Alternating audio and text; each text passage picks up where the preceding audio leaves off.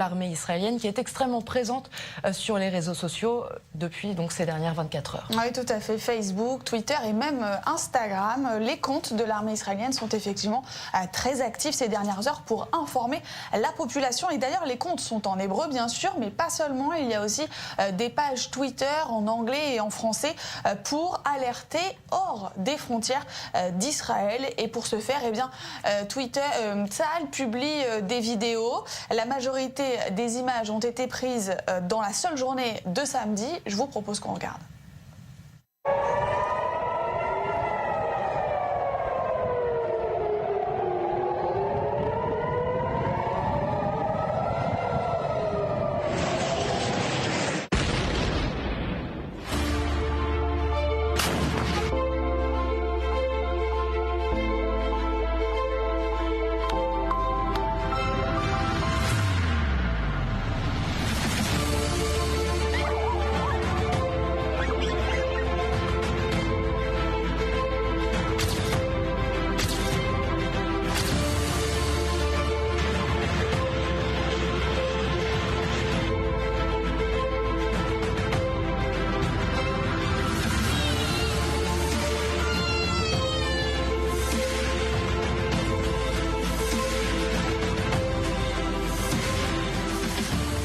Voilà, autre vidéo mise en ligne par le compte Twitter de Tzahal en français, celle qui compte les roquettes depuis Gaza sur des civils.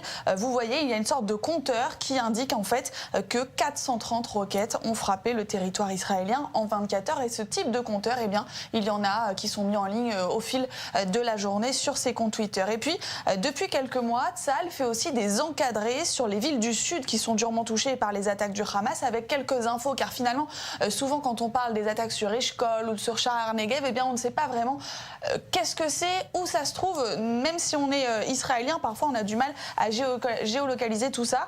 Et donc, eh bien, le compte Twitter de Tzahal publie ce type d'encadré explicatif avec en général deux informations. Combien d'habitants vivent dans la zone touchée et puis combien de temps ont les habitants de cette zone pour se mettre à l'abri. Vous le voyez là par exemple avec Beersheva, on a le nombre d'habitants, la minute qu'on a pour trouver un abri et puis aussi des villes comme Tel Aviv et Jérusalem qui nous permettent de réaliser à quel point finalement le pays est petit donc voilà la menace à quel point elle est importante et urgente. Et Julia, l'armée israélienne donne aussi des informations sur ces opérations et ce qu'il se passe à Gaza. Oui, tout à fait. Des informations sur Israël, mais aussi effectivement sur ce qui se passe à Gaza avec des actions. En fait, Tzahal explique quelles actions elle mène dans la bande de Gaza, par exemple à l'aide de photos comme ici, avec ce texte en réponse aux 250 roquettes tirées sur Israël depuis Gaza.